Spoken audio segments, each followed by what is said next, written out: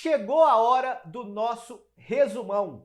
O último episódio da temporada de Educação Física SA traz lições para o empreendedorismo digital na educação física. Depois de 8 convidados e uma temporada rica, o que a gente pode tirar de mais importante para que você tenha sucesso no mundo digital? Você acompanha agora no nosso último episódio. Sobe o som!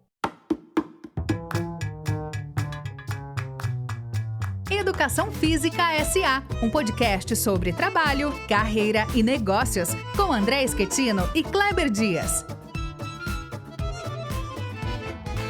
Fala, turma! Eu sou André Schettino. E eu sou Kleber Dias. E tá começando o último episódio da terceira temporada de Educação Física SA, uma temporada que foi toda dedicada ao empreendedorismo digital com convidados. E a gente está fazendo hoje o nosso fechamento, nosso epílogo, as lições que nós tiramos de todos os convidados que contribuíram tanto para o nosso podcast, para a nossa formação e para a sua formação também, querido ouvinte do Educação Física SA. O que tem preparado para a gente hoje aqui, Kleber? Olha, André, a nossa ideia era tentar fazer uma espécie de síntese, um balanço também avaliativo de várias coisas que a gente pode extrair, lições e aprendizados dessas conversas todas que a gente teve aqui, com 8 convidados que trataram de segmentos diversos, que foi desde a natação até o ciclismo, passando pela educação física escolar e outros temas, como vocês podem ver ali na nossa playlist do YouTube ou nas nossas plataformas de streaming. Então, André, a ideia seria a gente fazer aí, extrair lições sobre empreendedorismo digital na educação física. A gente aprendeu muito, a gente conversa muito entre nós privadamente sobre as coisas, o quanto foi rico para nós, para o nosso aprendizado, as conversas que a gente fez aqui. E a ideia seria então fazer essa conversa agora pública, preparando também já para a nossa próxima temporada, que no final a gente vai anunciar. E aí, André, o que você destacaria? O que mais te marcou nessas conversas que a gente teve com esses 7 convidados, já tirando você que foi o 8º? O que mais te marcou? Olha, eu aprendi pra caramba, acho que é algo que a gente até comenta, né, depois nos bastidores, no nosso grupo de produção do podcast, como que algumas lições ficaram marcadas, assim. Cada convidado trouxe, acho que um ponto especial, ou alguns reforçaram o mesmo ponto. Então, assim, pra mim, o que ficou marcado, assim, é a diversidade das formas de empreender que um profissional de educação física pode ter. Então, nós tivemos convidados que estão empreendendo na área de produtos digitais e que estão mais agressivos ali no marketing digital. Nós tivemos convidados que estão crescendo na área de produção de conteúdo mesmo e formando uma comunidade em torno deles, né? Então, assim, e mais ainda, né? Nós tivemos convidados desde aqueles que flertam ali com o sucesso de serem milionários digitais da educação física, até aqueles convidados que tem, digamos, um trabalho na internet e que fazem dele o seu ganha-pão com ganhos acima da média do profissional de educação física, mas que desmistifica um pouco também aquela coisa de todo mundo tá na internet para ser milionário, né? Mas consegue ter uma boa renda e consegue colocar o seu negócio mesmo na internet, empreendendo e mudando aí o panorama de uma área que foi sempre tão presa a essa questão do presencial, né? É verdade. E uma coisa que me chamou a atenção assim, nessas conversas todas, uma primeira coisa, uma lição que eu extrairia dali, é a noção que aparece em diferentes maneiras, né, no relato de alguns desses profissionais com que a gente conversou, a noção a importância da constância e da simplicidade. Porque a gente, na verdade, existe um certo fausto, né, um brilho excessivo naqueles canais, naquelas iniciativas do YouTube que chamam a atenção, né? Aqueles grandes negócios que tem uma super produção, que tem um super processo de edição. Então tudo isso, claro, chama atenção. A pessoa que está querendo começar na internet, ela naturalmente tem por modelo e tem como referência esse tipo de negócio. É até um raciocínio correto, né? Você tem que se espelhar nos melhores e não nos piores. No entanto, é preciso levar em consideração que esses grandes negócios eles têm uma estrutura já estabelecida por trás que permite a eles certas coisas que, para quem está começando e que tem poucos recursos para investir, é difícil, talvez impossível. Então você precisa criar uma adaptação em que você consiga fazer, né? Então eu lembro, por exemplo, do J. Campos falando sobre isso, né? De como é que ele achava que tinham canais na internet sobre natação até melhores do que o dele, em termos de qualidade de produção, não em qualidade de conteúdo, porque o conteúdo dele, ele reconhece, ele próprio reconhece, e a gente também, que é muito bom. Mas em termos de qualidade de produção. Mas ele dizia, mas é uma coisa tão bem feita que eles não conseguiam fazer sempre, né? Então, ou seja, a necessidade de você conciliar essa constância com uma certa simplicidade. Às vezes você fazer uma coisa simples, mas que tenha um conteúdo de alta qualidade, pode ser interessante também, sobretudo para quem está começando, né? Eu estou pensando aqui quem está querendo ingressar nesse universo, né? Eu fiquei nesse ponto aí, eu fiquei muito fã do trabalho da Débora, do Formando Personal, que conversou com a gente, porque ela faz um trabalho de divulgação orgânica, né, que é aquela que não paga, ela até falou que é uma estratégia dela para o futuro, mas que nesse momento ela não faz investimentos nessa área de posts patrocinados, etc. Mas ela tem um trabalho muito, muito interessante de divulgação. Lógico, a gente acompanha e acompanhou todos que vieram aqui conversar com a gente, né? E eu gostei muito do trabalho dela. E ela mostrou, assim, acho que uma outra lição que desmistifica mesmo essa questão do trabalho do empreendedorismo digital, é aquela história do empreendedor digital que vai tá na rede, em casa, trabalhando ou descansando enquanto está ganhando dinheiro, né? Eu acho que é muito trampo, tal qual o trampo presencial, só que você quebra essa questão de um tempo fixo, de entrar tal hora e sair tal hora. Então você trabalha muito, mas eu ainda acho que é um trabalho de natureza um pouco diferente. Você pode ocupar um tempo diferente, você pode liberar algum tempo, sei lá, de ir num cinema ou de fazer alguma coisa na quarta-feira, 3 horas da tarde, algum momento que você estaria obrigatoriamente trabalhando em um local com horário, e fazer os seus horários de outra forma, né? Viver de forma diferente essa questão do tempo de trabalho. É um trabalho mais flexível, né? E a flexibilização dos horários de trabalho, ela não significa que você trabalha menos, embora também não necessariamente significa que você trabalhe mais, porque também existe um ramo das ciências sociais brasileiras que associa o processo de flexibilização produtiva com uma intensificação da exploração da jornada de trabalho, dos trabalhadores, né? Embora isso possa acontecer, não necessariamente acontece.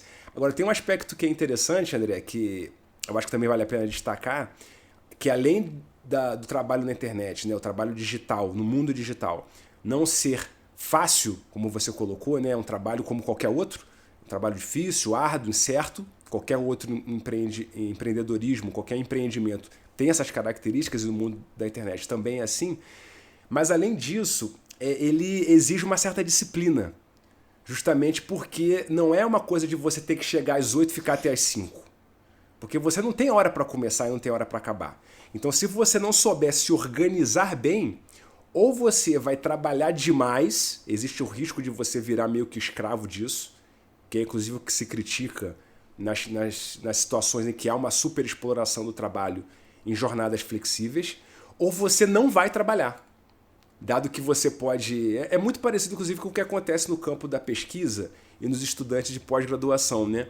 A pessoa tem 4 anos para fazer uma tese de doutorado, então ela tem tanto tempo para fazer aquilo que às vezes ela acaba não fazendo. Ela vai procrastinando, ela vai adiando, e quando ela se vê, ela está ali premida pelo prazo que está muito próximo de um trabalho que é muito complexo e que deveria ter sido feito aos poucos ao longo de muitos anos, e ela não fez. Então eu até vejo um certo paralelo entre uma coisa e outra.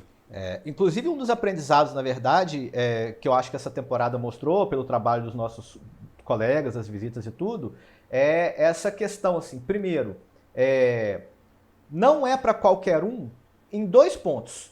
Primeiro, o ponto... E são 2 pontos que são relativamente difíceis para resolver. O que é menos difícil, na minha opinião, é o ponto do conhecimento técnico. Porque, é lógico, você pode aprender, então o que a maioria das pessoas falam eu não sei vender, né? Mas você pode fazer cursos para aprender a vender, cursos sobre marketing digital e tal. Você pode também lançar a mão de um estrategista digital, e a gente conversou com o Will, que faz isso de forma com maestria, né, junto com o Rubens, e tem feito agora para ele também. Então essa questão técnica você pode correr atrás, né? Ah, mas não é a minha, não gosto muito, não sou muito ligado a essa coisa do digital. Então isso já é uma primeira barreira. E uma segunda barreira, que eu acho mais difícil talvez, é a questão da disciplina. Porque tem que ser uma disciplina assim, de atleta de alto rendimento.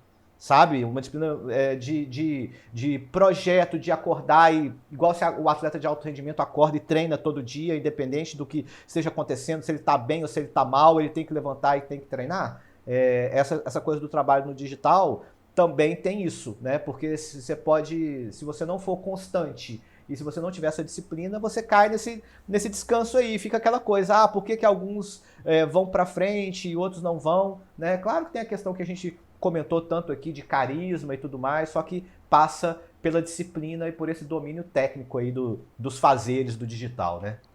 E o que você falou, André, me remete a 2 tópicos aqui que também eu queria destacar. Vou até chamar a atenção para os 2 ao mesmo tempo, que é a questão da necessidade de uma estratégia e também da formação. Essas 2 coisas, né?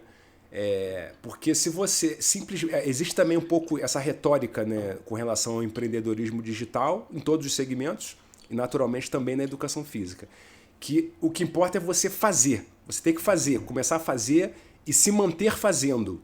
Postagens, criar conteúdo, tentar engajar uma audiência e por aí vai. No entanto, sem uma estratégia, simplesmente sair fazendo, isso pode te levar na direção errada.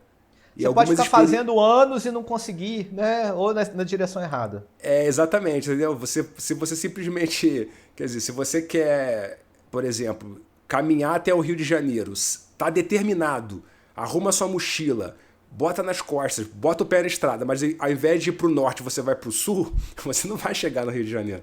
Você vai chegar em algum lugar, mas não necessariamente onde você queria, né? Exato. Então, a necessidade de uma estratégia pensada, né? E a formação dessa estratégia exige conhecimento, que você obtém por meio de formação.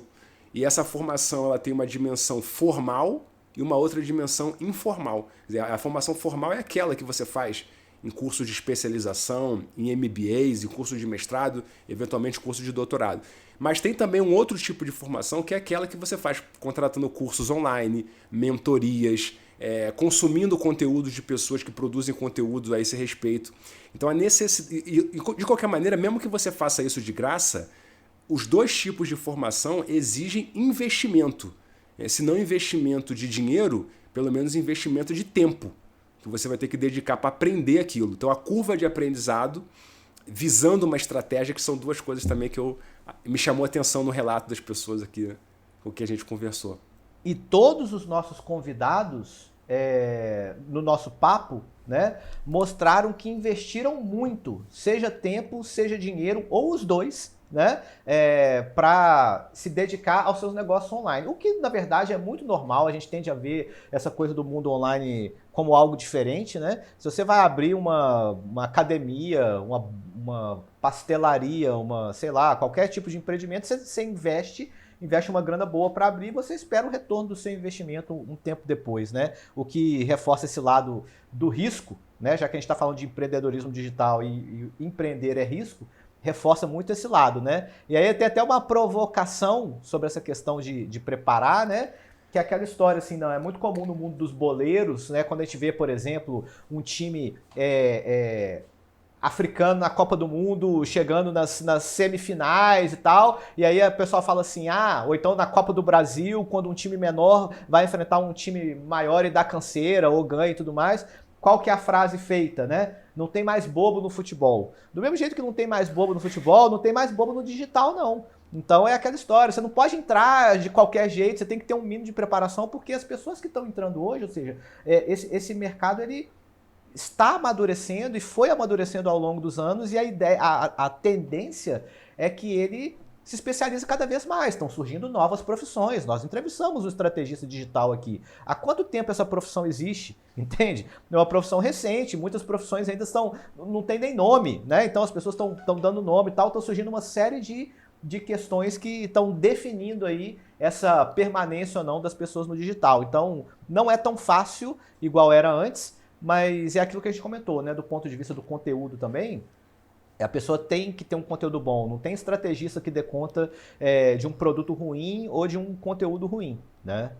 A qualidade do conteúdo. E isso que você falou também da formação, né, André? O próprio exercício profissional da educação física é um investimento.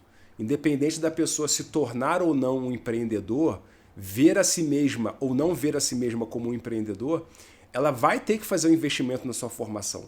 Mesmo que ela estude numa faculdade pública gratuita, isso tem custos, custo de transporte, custo de alimentação, enfim, existe uma série de custos necessários para você estudar, o custo do tempo, que talvez seja o maior de todos, porque a pessoa, pelo menos em uma parte do dia dela, ela tem que abrir mão de estar trabalhando e, portanto, de ganhando dinheiro para poder se dedicar aos estudos.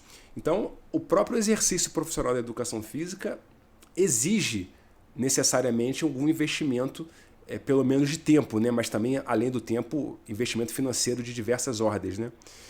E outra coisa que eu quero colocar para vocês aqui, André, para você e para os nossos ouvintes, que me chamou a atenção também, é a questão da estrutura de custos, né? O empreendedorismo digital ele tem essa virtude que é a possibilidade de você começar um negócio com um investimento muito pequeno e às vezes até com investimento nenhum. Embora, claro, como a gente está colocando aqui, enfatizando, né? Isso não quer dizer que seja fácil começar um negócio e prosperar e ser bem sucedido. Existe a possibilidade de você começar com muito pouco recurso ou até com recurso nenhum. O que é diferente de negócios de empreendedorismo, né, no mundo presencial, em que você tem que, no caso da educação física, alugar um espaço, construir uma piscina, comprar equipamentos, enfim, uma série de custos que no caso do campo do digital você não tem, você elimina. Então isso facilita muito. A barreira de entrada para o universo do empreendedorismo na internet, ela é muito menor do que as barreiras que existem para o empreendedorismo no campo presencial. É verdade. E, inclusive, do ponto de vista assim, de ferramentas, espaços e equipamentos que são utilizados hoje no empreendedorismo digital, muitos são espaços ou equipamentos que a pessoa já tem, né? Então a pessoa utiliza o celular que ela já tem, que hoje é pouquíssimo utilizado para conversar, e ela utiliza para produzir conteúdo. Ela pode distribuir o conteúdo dela numa rede social que é gratuita, como, né, Instagram, ou seja, gratuita para o usuário, mas que a gente consome ali anúncios e outras coisas, né? E o que acontece? Eu acho que assim, a gente está falando muito aqui, quando a gente está falando de empreendedorismo, a gente até comentou isso aqui, de duas possibilidades. Tem aquele empreendedor que é o empreendedor por opção, né? E tem aquele empreendedor que acabou se tornando um empreendedor por necessidade. A gente fica muito preocupado com isso, foi até um dos motivos da gente lançar o podcast e tudo mais, e desse amadurecimento da educação física enquanto uma carreira. E aí eu quero lembrar o episódio do Gabriel e da Chantal, da Sports Job, porque foi uma coisa que me marcou muito também. Ou seja, eles decidiram empreender e investir em um negócio digital que visa um pouco desse amadurecimento da área da educação física, de ver a educação física como uma carreira, de concentrar ali a oferta de trabalho, né, de empregos na área. E eu fico pensando muito nisso, assim, como que algumas iniciativas vão surgindo, mas como a gente ainda tem um fluxo muito grande de manada na educação física. A gente vai discutir isso na próxima temporada, que vai ser sobre formação, mas assim, hoje, que é todo mundo entrando no curso e saindo do curso e sendo engolido por esse mercado fitness, sem conseguir pensar em outras estratégias, né? Então, eu acho que esse caso da Sports Jobs é muito interessante, porque eles tentam, né, amadurecer um pouco o mercado e a área através dessa oferta aí, desse entendimento da área enquanto carreira. E esse episódio, André, eu teve uma coisa também que me marcou na conversa com o Gabriel e com a Chantala da Sports Jobs, que é um aspecto também muito, muito importante que eu considero nesse universo dos negócios da internet, que é a observação daquilo que é necessário, serviços que são necessários no mercado, né? Então, quer dizer, eles perceberam que havia uma necessidade de uma plataforma ou de um site que integrasse pessoas que estão oferecendo o seu trabalho, que são os profissionais do esporte, e pessoas que estão demandando profissionais dessa área, que são as empresas que contratam. Então, quer dizer, eles perceberam que havia aí uma necessidade de uma agência, né, um agente que fizesse a intermediação entre quem oferta trabalho e entre quem contrata trabalho, e criaram um negócio para atender essa necessidade. E assim como eles, vários, né? Quer dizer, a Débora também, que a gente conversou aqui, que a gente já citou, que está lá na nossa playlist dessa temporada, ela percebeu, pela experiência própria e conversando com outros profissionais, com colegas de trabalho dela, que havia uma necessidade de conteúdos de formação gerencial de natureza administrativa para personal trainers. Então ela percebeu essa necessidade e então criou alguma coisa que pudesse atender essa necessidade. Então, quer dizer, ela não criou um negócio, essas pessoas, esses exemplos que a gente está dando aqui, e outros, né, que de certo modo todos que estão ali nessa temporada são um pouco assim, eles não criaram um determinado produto porque eles achavam interessante e porque eles queriam criar. Não, porque eles perceberam que havia uma demanda entre determinado público por aquele serviço que não estava sendo ofertado, ou que não estava sendo ofertado da maneira que eles achavam que deveria. E aí então eles criaram um negócio nessa direção. Eu acho que a principal virtude de todos os nossos convidados, eu consegui ver isso em todos os episódios, é não só essa leitura do que, por exemplo, o que o mercado está precisando, ou seja, essa identificação de oportunidades, né, de dores, por exemplo, seja de estudantes e profissionais de educação física como público final, ou, né, da área, mas do como. É isso que eu acho fantástico. Quer dizer, como que as pessoas estão consumindo conteúdo hoje. Então, eu tenho natação na faculdade, tá certo? Só que tem o Jota que mostra a natação de um jeito talvez diferente que as pessoas querem ver. Eu tenho informações variadas sobre fisiologia, sobre saúde e qualidade de vida na faculdade, mas a Daisy do Ciência do Exercício mostra isso de um jeito, num formato, numa plataforma que os alunos querem ver. Eu me formo em licenciatura, passo 3 anos, 4 anos para me formar em licenciatura e vou para a escola. E eu sinto a necessidade de ter conteúdos, ter modelos de aula, ter uma assessoria tal qual as meninas da educação física escolar mostraram pra gente no episódio com elas, entende? Então, assim, o jeito de falar com as pessoas também conta muito, porque a despeito da formação tradicional, ou seja, a gente quebra aquele conceito de que a graduação é o único caminho ou o principal caminho, e antes mesmo do online já era assim, porque durante a nossa graduação, que a gente não tinha essa presença do digital, do online, a gente fazia cursos por fora também para buscar o que a graduação não dava conta, né? Tem que ter um tamanho de curso, um número de horas ali e tudo mais. Mas agora isso está ficando cada vez mais latente. Eu acho que como é mais rápido no digital, esses nossos convidados todos sacaram não só o que, mas também o como. Como passar um conteúdo que às vezes a pessoa até vê na graduação, mas de um jeito que não atende a ela, e a gente passa um conteúdo de um jeito que atende. E isso, com críticas ou não, o que a gente quer hoje, o que as pessoas querem hoje, e isso tem se mostrado em produtos ou infoprodutos de sucesso. As pessoas querem modelos de atuação, as pessoas querem passo a passo, as pessoas querem coisas que facilitem a vida delas, que façam elas ganharem tempo, que elas gastariam ali fazendo coisas direto ao ponto. Elas querem o que elas procuram no Google, como fazer, né? É claro que um conhecimento mais profundo também existe. Ou seja, a Daisy mostra lá artigo científico todo dia no perfil dela, mas ela aborda essas questões de uma forma diferente, mais conectada com a linguagem de hoje em dia, eu acho. E eu vou colocar aqui minhas últimas 2 observações também, 2 tópicos que eu acho que dá para apresentar juntos e que eu acho que vai ao encontro, reforça um pouco isso que você falou do como. Sim. Que é a questão de você... e tem a ver também com o que eu estava falando antes, né, de observar as necessidades, né, do que as pessoas querem e precisam, mas é de se colocar, a capacidade de se colocar do ponto de vista do consumidor, que é uma coisa que, conversando com estudantes de educação física aqui na UFMG, onde eu leciono para cursos, né, para estudantes de educação física, isso às vezes pode ser um obstáculo, porque a pessoa é muito comum que os profissionais, os estudantes, eles tentem convencer as pessoas, queiram oferecer um serviço, né, para consumidores, que é o serviço que ele acha bom, que do jeito que ele acha que é interessante. É claro que às vezes aquilo que você acha interessante, que você gosta, que você aprecia e valoriza, coincide também com que uma parte dos consumidores gosta, aprecia e valoriza. Perfeito, né? Não tem problema nenhum. Só que muitas vezes não é assim. O jeito que você gosta não é necessariamente o jeito como as pessoas vão querer comprar. Então essa capacidade de se colocar no lugar do outro, que eu acho que os nossos convidados aqui dessa temporada também têm, e deixaram muito claro no relato deles, né?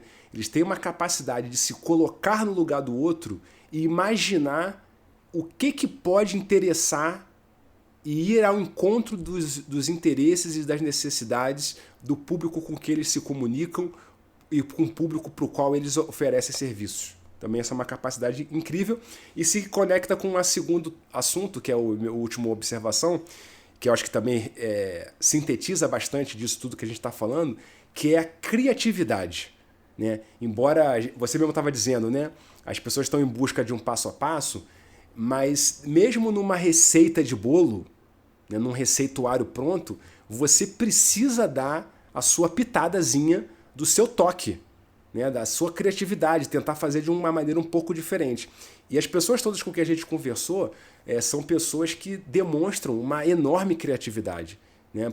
Eu sempre até destaquei em outras ocasiões aqui o caso que me chamou muita atenção, mas todos eles têm essa característica, né? Mas o caso do J. Campos, que é uma coisa assim, muito distante, né? Você ensinar natação pela internet. Quer dizer, uma coisa que é aparentemente muito distante. Mas com criatividade ele foi conseguindo construir uma linguagem, e como você falou, né? Atraente, interessante, e que foi fazendo sucesso enorme, faz sucesso enorme na internet, porque é muito interessante, né? Muito legal, muito criativo. Então a necessidade de você criar de uma maneira diferente, o que naturalmente, eu acho que também é importante desmistificar um pouco essa coisa da criatividade. A criatividade não é uma característica inata. É claro que tem pessoas que são um pouco mais inclinadas a serem criativas e outras menos, mas a criatividade também exige trabalho. Assim como o empreendedorismo digital exige trabalho, a criatividade também. Ou seja, você precisa estar pensando naquilo, se dedicando àquilo, em busca de uma solução criativa. Nesse ponto, eu cito até o caso do Rafael Castellani, o outro convidado que teve aqui, que deu uma solução diferente para essa questão da preparação, né, do estudante, do profissional de educação física para os concursos, ao pensar, vou trazer os caras, vou trazer as referências para falar, né, sobre as suas próprias obras e preparar essas pessoas. Exatamente. Enfim, a criatividade é fundamental, né?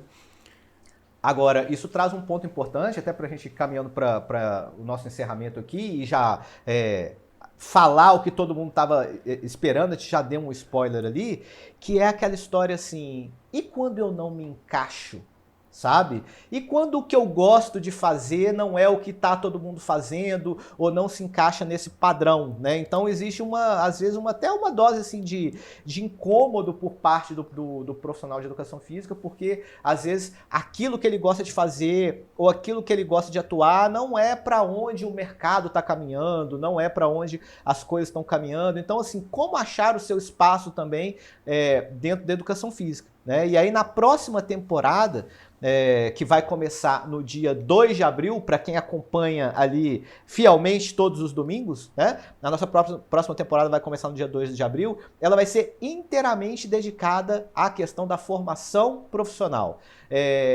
Eu espero que seja uma temporada mais, assim... A gente tem buscado isso, né? A gente até espera o retorno de vocês lá nos comentários no YouTube, nas plataformas digitais. A gente tá querendo assim colocar o dedo na ferida mesmo, né? Foi o que a gente sempre buscou fazer aqui. Claro que com o nosso jeito de ser, o nosso toque de apresentação, o nosso, né, a nossa provocação, mas a gente quer entender um pouco disso, assim, como que tá a formação para o profissional de educação física, para ele se encontrar nesse espaço que tem mudado e se transformado tão rapidamente.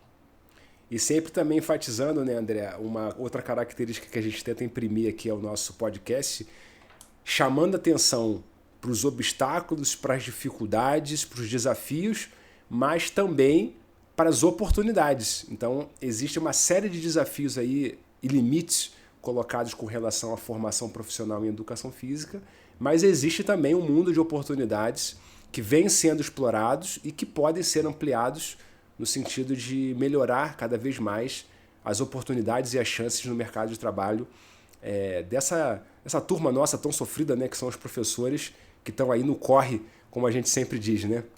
E a gente quer, inclusive, a gente sempre pede isso, às vezes no início e também no final dos programas, a gente quer saber de você, né? Já que você está no corre aí, onde que está apertando o seu calo? Fala pra gente as principais dificuldades aí da profissão, né? O que te faz querer permanecer, o que às vezes te desanima e te faz querer desistir. Conta pra gente, porque é isso que a gente quer trazer para os episódios. A gente quer episódios que vão direto, né, no ponto de interesse de você, querido ouvinte que nos acompanha aqui no Educação Física SA. Então eu vou me despedindo, vou convidando vocês para a próxima temporada, que vai começar no dia 2 de abril.